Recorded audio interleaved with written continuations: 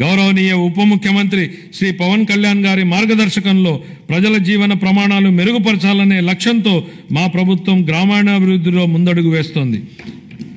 ప్రజల చురుకైన భాగస్వామ్యంతో మా ప్రభుత్వం సమగ్ర గ్రామ పంచాయతీ అభివృద్ధి ప్రణాళికలను రూపొందించి గ్రామాలలో సిమెంట్ రోడ్లు, తార్ రోడ్లు, పశువుల పాకలు తదితర 30,000 పనులకు మంజూరు చేయడం జరిగింది. 4,300 కిలోమీటర్ల మేరకు మంజూరైన సీసీ రోడ్లలో ఇప్పటికే 3,000 కిలోమీటర్ల రోడ్లు పూర్తయ్యాయి. మరో 1,300 కిలోమీటర్ల మేర రోడ్లు తుది నిర్మాణ దశలో ఉన్నాయి. వీటి ఫలితంగా గ్రామీణ ప్రాంతాలలో పరిశుభ్రమైన వాతావరణం ఏర్పడి ఆర్థిక కార్యకలాపాలు, ఉపాధి కల్పన జరిగింది. గత ప్రభుత్వం 5 ఏళ్లుగా స్మార్ట్ ఎల్ఈడి వీధి దీపాల పథకాన్ని పూర్తిగా నిర్లక్ష్యం చేసింది. 150 కోట్ల రూపాయల మేరకు బకాయిలను చెల్లించడం ద్వారా మా ప్రభుత్వాన్ని ఈ కార్యక్రమాన్ని పునరుద్ధరించింది.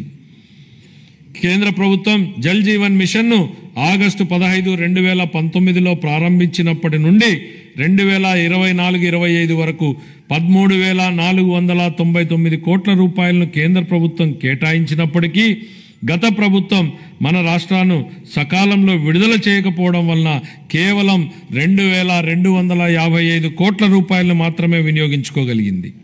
ఛత్తీస్గఢ్, జార్ఖండ్, గుజరాత్, ఒడిశా వంటి రాష్ట్రాలు 23-24 సంవత్సరానికి కేంద్రం నుంచి మనకంటే తక్కువ కేటాయింపులు పొందినప్పటికీ మన రాష్ట్రం కంటే ఎక్కువ నిధులను వినియోగించుకున్నాయి.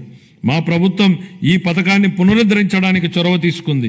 మా ప్రభుత్వ అభ్యర్థన మేరకు ఈ పథకం గడువును 2028 వరకు పొడిగించిన కేంద్ర ప్రభుత్వానికి ఈ గౌరవ సభ ద్వారా ధన్యవాదాలు తెలియజేస్తున్నాను.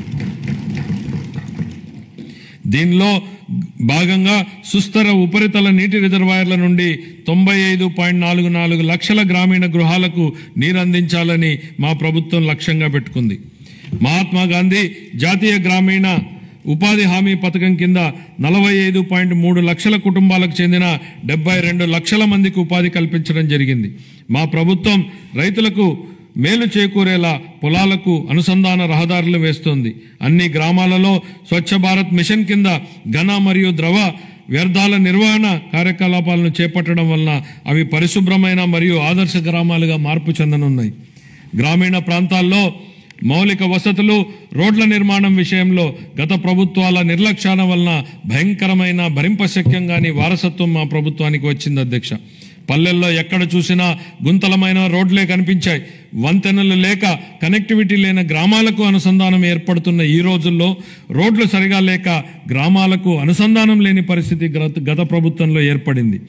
ప్రధానమంత్రి గ్రామీణ సడక్ యోజన, ఆంధ్రప్రదేశ్ గ్రామీణ రహదారుల అనుసంధాన మరియు ప్రాజెక్టు మరియు జాతీయ వ్యవసాయ మరియు గ్రామీణాభివృద్ధి బ్యాంకు నిధుల కింద ఈ రోడ్లను అభివృద్ధి చేసే ప్రయత్నాలను ప్రారంభించాం. అన్ని వాతావరణ పరిస్థితులను తట్టుకోగలిగే రహదారులను నిర్మించి అనుసంధానతను కల్పించే దిశగా PM జన్మన్ పథకం మన రాష్ట్రంలో అమలు చేయబడుతోంది. 2025-26 ఆర్థిక సంవత్సరానికి గాను పంచాయతీరాజ్ మరియు గ్రామీణాభివృద్ధి శాఖకు 18,847 కోట్ల రూపాయల కేటాయింపును ప్రతిపాదిస్తున్నాను. ధన్యవాదాలు తెలియజేస్తున్నాను. దీనిలో భాగంగా సుస్థిర ఉపరితల నీటి రిజర్వాయర్ల నుండి 95.44 లక్షల గ్రామీణ గృహాలకు నీరందించాలని మా ప్రభుత్వం లక్ష్యంగా పెట్టుకుంది.